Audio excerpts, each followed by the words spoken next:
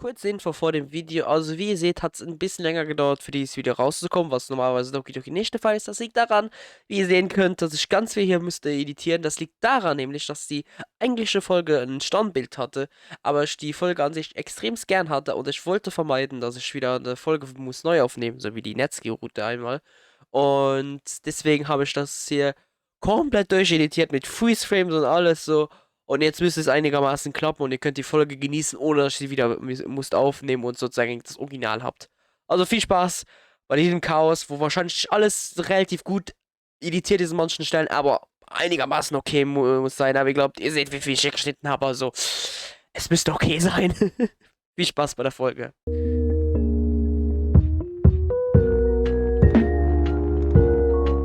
Hallo Leute, willkommen zu einer Folge von Doki Doki Blue Sky Mod. Letzte Folge haben wir mit den drei aus dem Club, das Monika, Juri und Seochi, ein bisschen mit die Zukunft gesprochen. Netski war leider nicht da, weil sie krank war oder irgendwas. Oder vielleicht andere ist, dass wir die Netski-Kulte gemacht haben. Würde ich mal an, jetzt wahrscheinlich irgendwas mit dem Vater passiert ist. Beziehungsweise vielleicht wurde sie geschlagen. Das ist mal meine Theorie. Und sonst haben wir noch am Anfang der letzten Folge noch Dings mit Juri und, nee, nicht Juri, mit Seori und Netski noch im Laden, im Süßigkeitsladen ein bisschen abgehangen und geredet und sind mit Seori noch danach nach Hause gegangen. So, oh mein Gott. Und ja, jetzt sind wir hier in dem Bus und ich bin gespannt mal, was uns erwartet. Also, the bus waddles a bit as it runs down the street and the plastic hanging straps are swinging gently overhead. Oh, public transportation, you're always there for me. I can always count on white from you, especially when meeting up with a cute purple-haired girl at the bookstore. Okay. Dann treffen wir uns also mit Yuri. Das war meine Frage von letzter Folge, was wir hier in dem Bus machen. Das ist also wo wir gerade unterwegs sind eben. Ever since I got close to you, I've really been speeding through books. Having someone to read with definitely helps in making sure I finish the books, but it also hasn't felt like a chore in a while. Suddenly the boss lets out a high-pitched whine as it eases into bus stop. Here's where I got off. I'm not too far away from the bookstore now. There it is. And there's Yui. I wave at her, although she doesn't see me. She's fiddling with her hair and glancing around, presumably looking for me. After a moment, we make eye contact. She immediately smiles widely and stands up straighter. Hi, Kazuma. Hey, Yui. Did I keep you waiting? Oh no, I arrived only a moment ago. Thanks for inviting me out, by the way. No problem, I was going to buy something here anyway. So... Well, let's head in then, shall we? Let's... It's subtle, but I smell the scent of lavender and a touch of jasmine oil as she brushes past me. Once inside, that scent blends in nicely with the traces of old paper and ink emanating from the store. There's a sense of calm that envelops us the moment we step inside, bolstered by the quiet, lulling sounds of flipping pages. Plastic covers gleam from the bookshelves as we pass by, and with each and every step inside, Yui seems to walk with a little more energy. I haven't been in here for a while now. Really? When was the last time you were here? I believe it was roughly a month ago on a Sunday. Why haven't you visited more then? You know, it's been busy. I shouldn't be spending so much money on books too. She sighs quietly and runs her fingers over the spines of a nearby row of books. I've been trying to read books online instead to save on money, but being able to physically flip pages feels so much better. Kann ich nur zustimmen. Also, nichts gegen die, wo die digital lesen, das könnt ihr ruhig machen, aber ich finde einfach, es ist viel angenehmer und geiler, einfach ein Buch oder ein Manga, was auch immer, irgendwas halt in der Hand zu haben und zu lesen. Es ist einfach viel geiler. Manchmal merkt man auch, wenn man sieht es nicht so gut in der Aufnahme, aber man weiß, dass hier sehr vieles von mir liegt. Größtenteils Manga, aber auch ein gutes Stück von Büchern einfach. Also ich liebe es einfach, Bücher allerdings in physikalischer Form zu haben. Natürlich habe ich schon Mangas zum Beispiel digital gelesen, aber es ist anders, wenn man es einfach in der Hand hat und man, ich liebe das. Ah ja, wie gesagt, aber nichts gegen die, wo das andersrum lieber haben. Das verstehe ich ja auch. So. Weiter geht's. It's just I need something tangible in my hands. Yeah, I think I can understand that feeling. It's definitely easier to get distracted if I'm reading something online. There are a lot of books I haven't seen before in this aisle. One novel with a particularly ornate design cover catches my eye. The Awakening? This looks like this looks like one of those books considered classic literature. You notices me eyeing it. Oh, are you curious about some of the novels here? I don't know, maybe that one over there. Why have you read a lot of books in this section? She pulls a copy of The Awakening out from the shelf. Kate Shopping's The Awakening. I did read this in middle school. To be honest, I don't recall too much about the plot. Hold on, let me refresh my memory with the summary and back cover.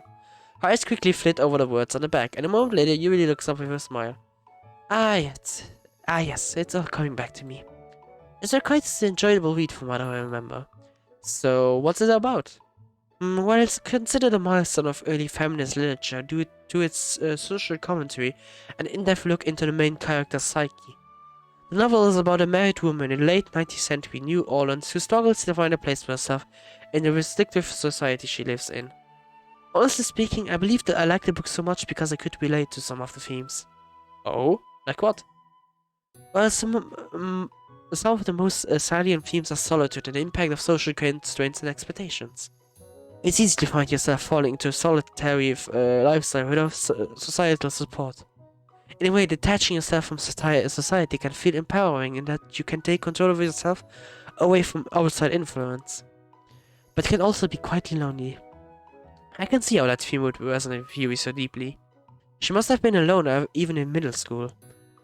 The societal expectations present in that era's version of the American South all work to repress the main character's true desires and needs.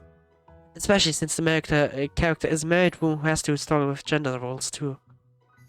So you can relate some of the expectations of the book's society to our society then. Of course modern day society isn't as oppressive as the Victorian era society. But still, there will always be social norms that people would be hard-pressed to disobey. And at any rate, Japanese society is rather restrictive in comparison to other countries. You've got that right. When I was a kid, I really wanted to move to America because of how freeing it seemed. Country of Rock and Roll, right? I don't know about that. Was hab ich gerade geskippt? Ah, ne. Aber it's definitely more individualistic culture. Deswegen werden gerade super viele Gesetze gegen Trans-Leute rausgebracht. Amerika. Oh boy. Also Amerika ist auch gerade nicht wirklich... Ich weiß nicht, was Amerika tut. Ich will ja nicht so viel reingehen, aber... Es ist so, als wenn man die Zeit bei denen zurückdreht. Ich weiß nicht, was da läuft, Alter. Es ist so schlimm. Aber ja, mehr gehe ich drauf nicht ein. Weil, Alter.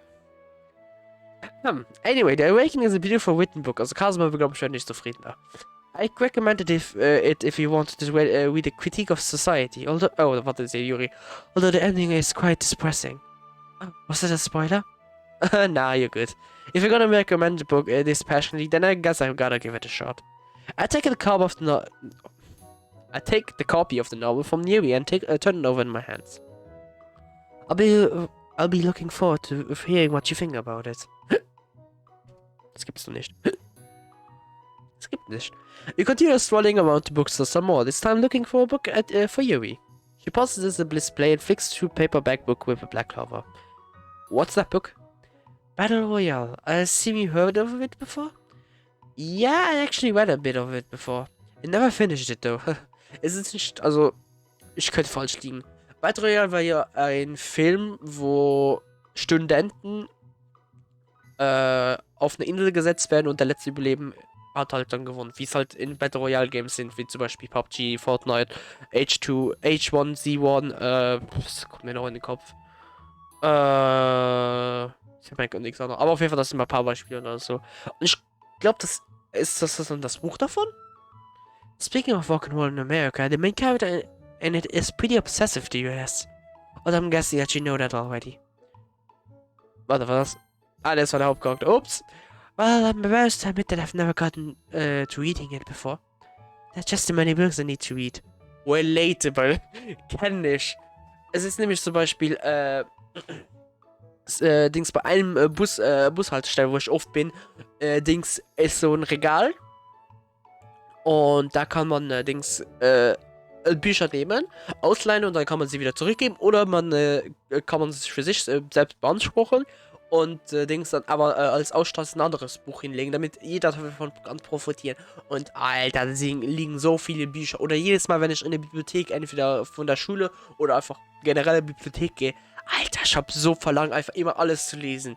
Und es sieht immer so interessant aus. Wenn ich zum Beispiel aktuell bin ich noch habe ich noch meinen kleinen Turm von Büchern noch zu abzuschließen. Das sind noch 1, 2, 3, 4, 5, 6, 7, 8, 9, 10 Bücher. 11 sogar noch, eins liegt noch da unten. Und 12 sogar, eigentlich habe ich noch einen habe ich sogar in meinem Backpack noch, also Dings. Und nachdem ich die abgeschlossen habe, werde ich wahrscheinlich mal nicht eigentlich die Harry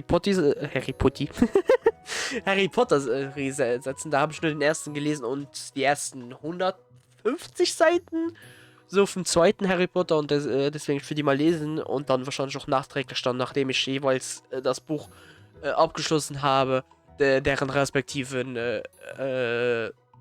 Verfilmung eben anschauen. Und ja. Und danach, was habe ich noch? Gregs Tagebuch habe ich, glaube ich, 4 oder 5 gelesen. Ich bin mir gar nicht sicher. Ich muss überhaupt so finden, weil es gibt ja so Sachen wie zum Beispiel Animes oder Letterbox für so Serien und Filme, ja.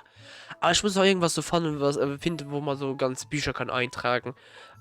Und wenn nicht, dann muss ich mir irgendwie selbst etwas bauen, beziehungsweise rausfinden.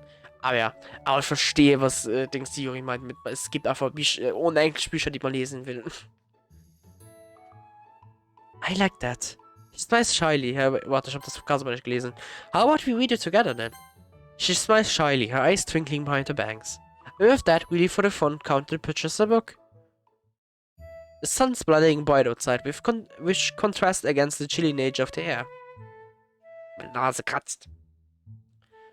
Would you like to get something to eat? Oh, ich glaube, ich will gleich niesen, nur doch nicht. Ah. Sure, there's a bakery nearby that's pretty good. They even served tea. Last time I went there, I had black tea. Oh, that sounds lovely. Feel free to lead the way. Within a few minutes, we're standing in front of the bakery. Through the glass storefront, we can see rows upon rows of pastries and breads. As we enter, a wave of warm air carrying the scent of sweets and cheese wash over us. Alter, immer das Gleiche im Projekt. Ah! Also, wer es nicht versteht, aber ich glaube, jede Folge von Doki Doki, sogar, glaube ich, ich weiß mal nicht, ob es beim Originalprojekt war, auf jeden Fall beim Reloaded und bei Blue Skies Mod. Jede verdammte Folge hat mein Hals irgendwas, beziehungsweise mein Körper irgendwas und hat entweder nur wieder Schluck auf, muss irgendwie rülpsen, räuspern, am schlimmsten verschlucke ich mich noch. Oder irgendwas. Auf jeden Fall werde ich immer sozusagen unterbrochen. Aber immer nur bei Dings hier. Bei Dragonsan, wo ich auch eigentlich relativ viel lese dann noch und noch spreche, dann passiert es eigentlich fast nie. Ah, it's wonderful in here. If you weren't hungry before, you'd definitely be hungry now. Plus, they even have a oolong tea here. Really? I suppose I know what I'll be getting. I think I'll have a cup as well. As you approach the counter to order drinks, the brownies on display once again catch my eye. You know what? I think I'll have a brownie too. I grab a tray and a pair of tongs to choose my own pastries. He falls behind, hesitantly grabbing a tray of her own. Are you getting anything else to eat? I think I'll have a small slice of vanilla cake. By the time you finish grabbing your food, the line's cleared up. Hi, would that be all for you? I'll have some oolong tea as well as this brownie. The cashier quickly winks me up, while another worker bustles away in the background to prepare the tea. And your order, miss? You sets the tray down on the counter with a clatter. Your voice is barely audible. Yes, I'll have the oolong tea and a slice of vanilla cake. Excuse me, could you repeat that? I'll have the oolong. Her voice wavers as sweat creeps up her face, and she glances desperately between me and the cashier. Should I do something? Also, angesichts ich gerade auf das richtige Ende, also auf das Happy Ending will gehen, will das sie bestellen. Weil ich richtig bekommen habe, es gibt halt zwei Ending von Yuri. Eins bekommt man, beziehungsweise das gute Ending bekommt man, wenn man Yuri selbstständig reagieren lassen und an sich selbst arbeiten lässt und der noch, wenn man ihm die ganze Zeit in die Freiheit entnimmt und all die ganze Zeit die Last übernimmt. I don't want to impose and assume that you can't do anything yourself. Well, to be fair, it does seem like she wants me to help here. But I don't want to act like her dad or anything. Anyway, Yui seems to have picked up on the fact that I'm reluctant to step in. I attempt to smile in apologetic, yet encouraging way, but she only forced me a single glance before looking down. Could I get oolong tea and a slice of vanilla cake? She rushed through the last half of her sentence, slurring her words together. Fortunately, the cashier seems to be able to make out what she's saying this time. Alright, we'll have your teas done in just a minute. Just the cashier said, it only takes about a minute or so until our teas are ready. He avoids eye contact as we pick up our cups of tea. With her food in hand, we make our way to this over to some tables to sit down at. As we walk, she keeps her head ducked down and her eyes steadily trained on the floor. Hey Yui? Yes? Are you alright? Yeah, I'm fine. It's just that she starts playing with her hair, stroking it quietly. Don't worry about what happened. How can I not? I'm completely socially napped. Hey, it's probably worse in your head than it actually was in real life, you know? And besides, you can just keep on practicing. That doesn't stop me from feeling ashamed of myself. It's a way to feel that way, Yui. It might be hard now, but I'm sure you'll get better at it over time. You just need to work at it little by little. Still a bit shaken, she takes a deep breath to calm herself. I suppose you're right. You might not be as good as talking to people small like her, but hey, who is? You glance down, tearing tiny pieces of paper and napkin apart. Your logic makes sense, it's just... She takes a moment to collect her thoughts, gathering up all her litter in a neat pile. What makes me most uncomfortable is the feeling of being judged. You feel judged? You know, like when a cashier looked at me with pity as I stumbled over my words. I'm sure they didn't notice at all. Or if they did, they probably forgot about it already. It's like the spotlight effect, you know? When you think people notice you more than they actually do. I know, but I can't exactly help how I feel. Regardless, I'll try to be more outgoing. Wieso nix Angst zu haben, sich verurteilt zu werden, weil du willst, egal was du machst, egal ob du den meisten deren Vorteil, Erwartungen oder so entsprichst, es werden immer Menschen geben, die dich verurteilen werden und nicht mit zufrieden werden sein mit wem du bist. Und angesichts dass dann eben das so ist es einfach am besten sein Leben so auszuleben, wie man will, beziehungsweise sich selbst. Natürlich muss man auch natürlich mit seinem Lebensstil natürlich die anderen nicht beeinträchtigen. Ich meine, wie ein bestimmter Satz geht, die Freiheit von einem selbst dauert auf, wo die Freiheit des anderen beginnt. Also ja. Ich hoffe, ich habe das richtig ausgesprochen. Aber ja. Could I rely on you to help me? Not all of the time, of course, but just when I'm feeling particularly flustered. Of course, having someone to guide you always helps, no matter what you're trying to get better at. Thank you, Kazuma. Smiles sweetly at me, and I can't help but grin in return. It's difficult to stay completely logical when my body's fully panicking. My heart goes blank and the words get stuck in my throat when that happens. Candish. And then I'll become aware of how it's loudly my heart is beating and how hard it is to breathe. Does this happen every time? Well, it does when I'm nervous or when I don't perfectly rehearse what I'm going to say. I wish I could speak half as well as I write. If I could do that, I'd be speaking much more often. Dang, I didn't know it was that bad for her. You're eloquent enough when you talk to me, at least.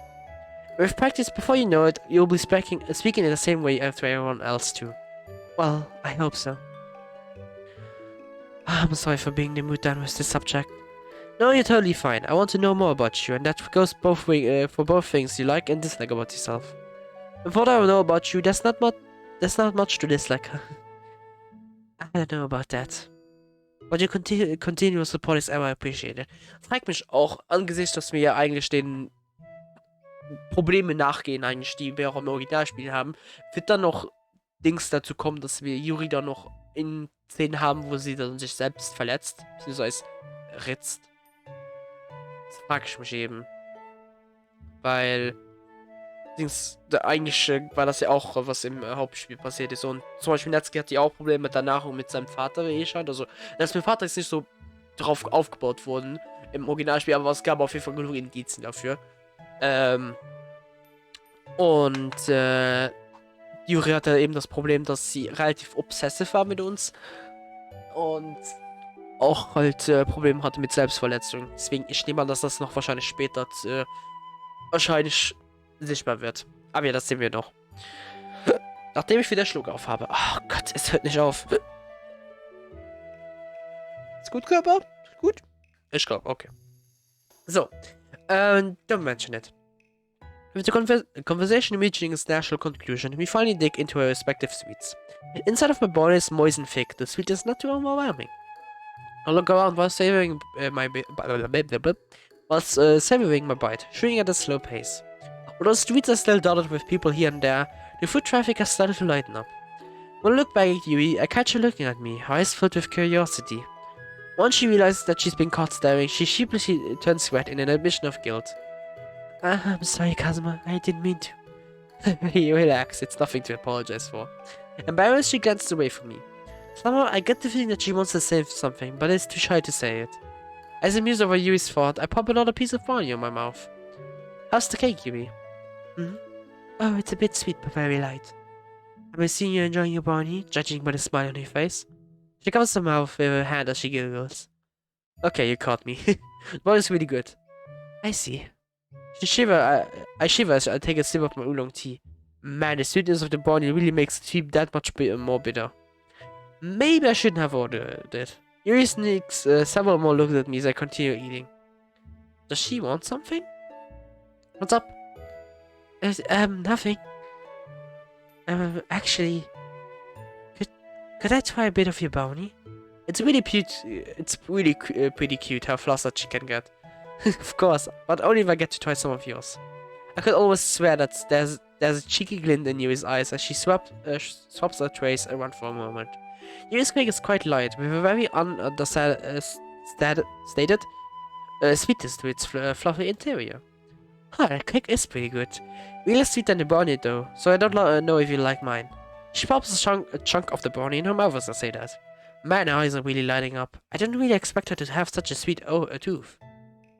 And I take that back. You clearly like the brownie a lot. While the inclusion of dark chocolate does cut through that sweetness a bit. It's very dense and rich though. You got that right.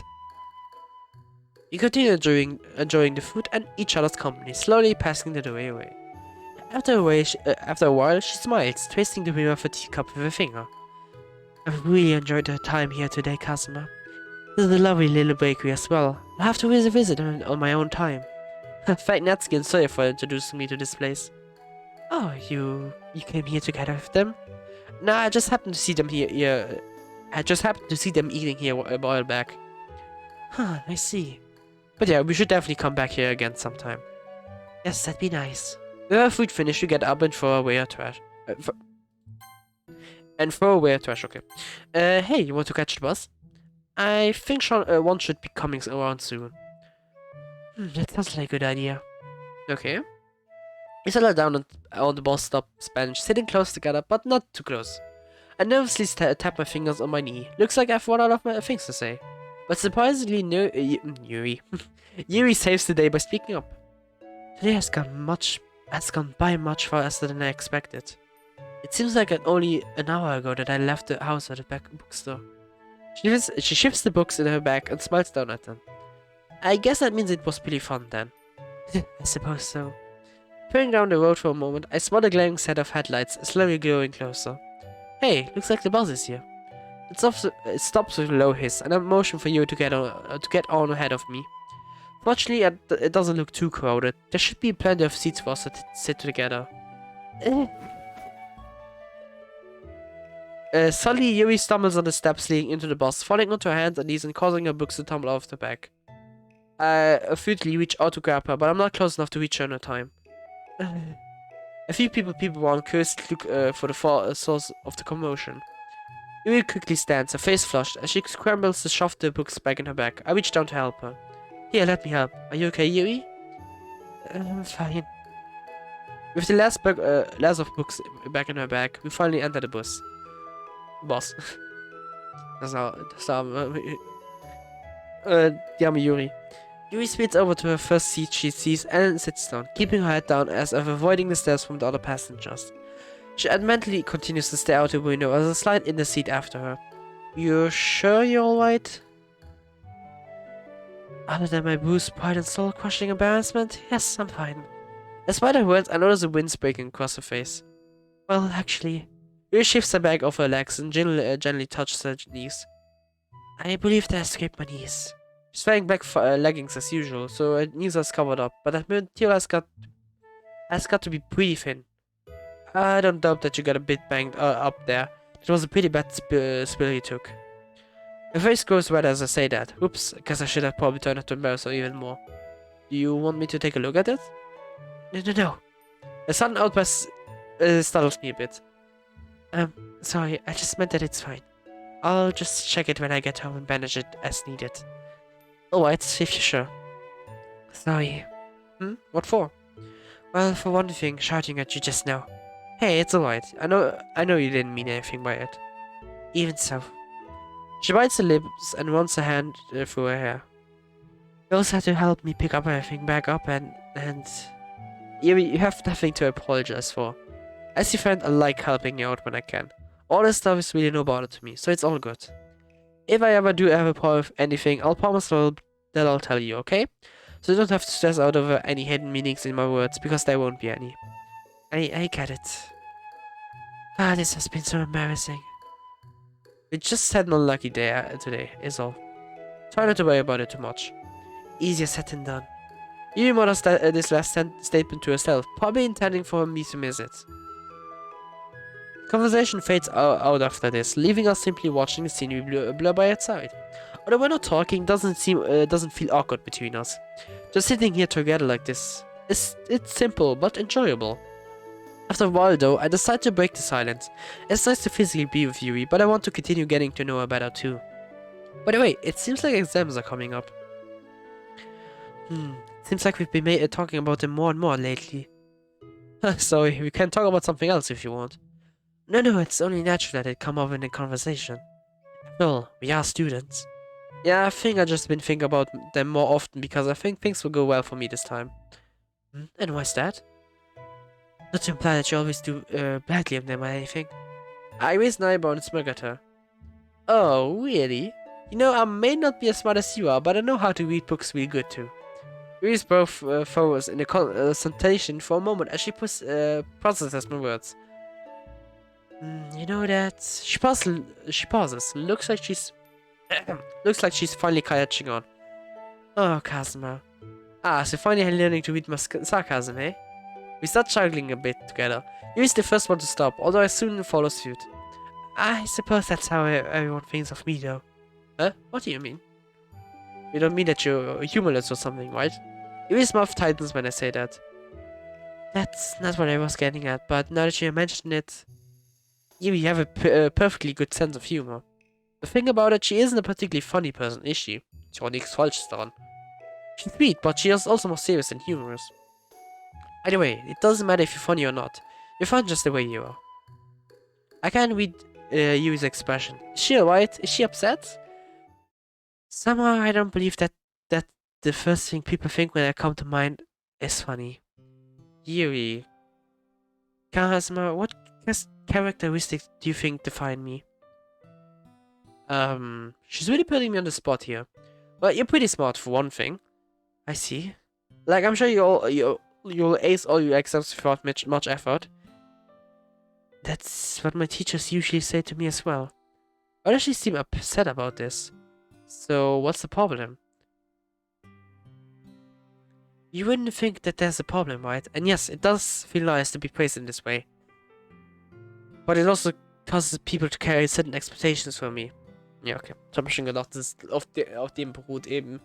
Angesichts, wenn es mal einmal schlecht ausfällt, dann werden die Erwartungen nicht entschuldigt, erreicht und dann hat sie natürlich Angst, von anderen Leuten verurteilt zu werden. Certain expectations? You mean things like people always thinking you'll do great on tests? Yes, to an extent. Getting singled out for a specific trait does nothing but color others' perceptions for you. But everyone always labels everyone else. It's not like being associated with specific characteristics is a unique thing. Otherwise, how else are people going to describe each other? If you're smart, am I not supposed to point it out? Well, that's true. I should be more precise with my wording. Also, das Show, also guter Punkt von Customer.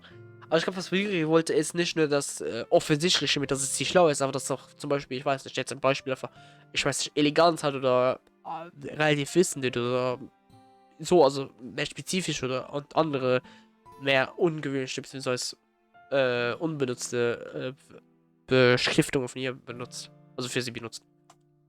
What I mean is having one specific thing that's perpetually identifying you. Voila. Take Siri, for instance. How would you describe her? I guess I'd say she's sunny, like super cheerful and bubbly. And that's how you always think of her then. Well, I guess so. Where are you going with this? Don't you think that she ever feels unhappy though? Or to be more exact, emotions other than happiness? I mean maybe, but I've never seen her unhappy before. She's only ever smiled around me. Did she say something to you about feeling bad? Don't worry, it's nothing like that. I was just using her as an example. But you see, right, how thinking of someone in a certain way changes the thought process that I related to them. I guess so. Jesus, kind of weird thing thinking about Zero being sad. And that's precisely why I chose her as an example for you. I kind of feel bad now thinking for thinking of Zero like that. To return to our original subject, I feel the same way about being called smart. Not only does it cause people to think of me two-dimensionally, it also turns me into a subject of comparison. I'm also expected to behave in a certain way, or to possess certain qualities. And the pressure is the part that bothers you the most. Yes, you could say that. Whenever I don't know something, it makes me feel that much more like a failure. It's stupid, I know, no pun intended. I chuckle a bit at that last statement, causing her to return a warm smile. It's not stupid, I'm pretty sure a lot of people feel the same way, especially other students who are always labeled as smart. Well, I'm just a normal guy myself, so no one's ever really associated me with anything in particular. But I'm sure if you talk to Monica about this, she'd be able to relate a lot. Maybe. Das ist ein Beispiel, was mir auch jetzt einfällt. Zum Beispiel, man hat eine Person, die dann lieb ist und es kann ja mal sein, dass diese Person dann mehr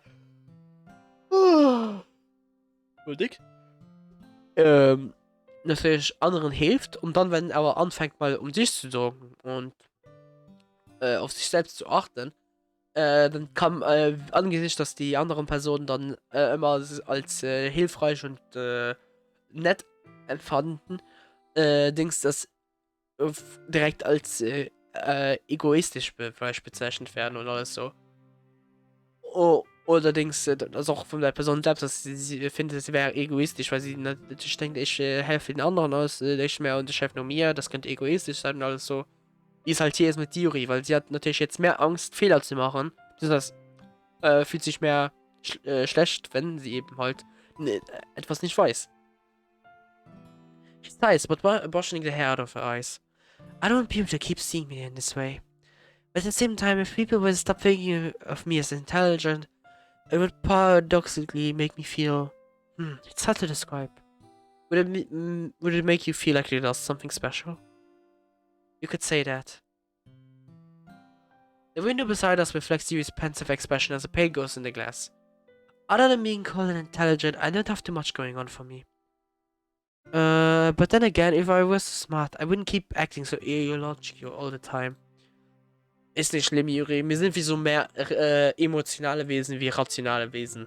Also natürlich gibt es Menschen, die haben mehr rationales Verhalten, aber auch die reagieren auf irgendeiner Ebene immer noch mit Emotionen oder so. Ich glaube, du kannst nicht als Mensch komplett rational oder komplett emotional reagieren. Vielleicht das eine mehr als das andere manchmal, aber ich glaube nicht, dass du, oder? Obwohl doch, ich glaube, wahrscheinlich gibt es ein paar Situationen vielleicht, wo man komplett eine von denen ist. Das könnte auch vielleicht sein. Auf jeden Fall sind wir nicht nur komplett emotionale Wesen, das ist rationale Wesen, das wollte ich sagen, voilà. Yuri squeezes her hands into fists, pressing her fingernails into her palms so forcefully that they leave little pale half-moons in her skin. I can only imagine what she's thinking about right now. She's probably running through all her perceived missteps and blunders. Well, I think you're warning about something. But what? I don't think you act illogically at all. The way you act is human, voila. You turns to be the bemused expression on her face. All your idiosyncrasies, all the things you do well in, all the mistakes you may make, everything adds up to create an unmistakably human persona. And you're not simply a human either. You're gentle and kind-hearted person. I mean, you recently took care of me when I was sick. When I first joined the club, you took me the time to make sure I was enjoying myself too. I didn't realize you felt that way about being called smart, and I'm sorry if I kind of bought into that deception of you. But just know that you're more than that smart to me. You're considerate, insightful, complex, and you're a good chef too, to boot. Kazuma. Anyway, you're a lot of things. But at the end of the day, to me, you're Yuri. I didn't know where I was going with that spiel, but I'm kind of proud of myself for ending it so well. Let's hope that she found my monologue inspiring as well. She got very still while I was talking, seemingly listening intently to my words. And now, well, she's blushing, so that's gotta be a good sign. As Yuri looks up to smile at me, I'm dazzled by her sparkling eyes. Well, thank you, Kazuma. I don't know what to say. Hey, I'm just telling you the truth. I'm glad to have to have someone like you beside me. That's my time. Oh my god, my turn to blush. It's all good. As you approach, you stop. We sit in companionable silence for a bit. Kazuma? I don't know if you realize, but exams are coming up. Yuri, making a joke? Wow, seriously? That's the first I've heard of it. She smiles indulgently as I play along. I was thinking, why don't we study together? That's actually a really great idea. You can come over to my house after school and we can study together. Well, I don't know how much I can help you, but I will certainly benefit from your help. Yuri nods and opens her mouth to speak, but pauses when she realizes that the boss is at her stop. Looks like I'm getting off here then. I'll message you about the details later. I get up to let her through. Once in the aisle, she steps towards the exit, but then stops to turn back to me. Goodbye, Kazuma. Hope you have a pleasant evening. See you at school. She smiles and then disappears into the darkness outside. Okay. Und hier haben wir auch die Folge. Okay, es war wirklich eine schöne Folge mit Yuri und auch eine schöne Konversation, die wir hatten. Und es gefällt mir auch, jetzt ein bisschen egoistisch von mir, okay, nicht auf, dass ich mich jetzt ein bisschen mehr in die Folgen selbst auch integriere und nicht einfach nur der Textbot bin, sozusagen, wo alles hier voll ist, weil es ist ja eigentlich größtenteils jetzt ein Projekt gewesen.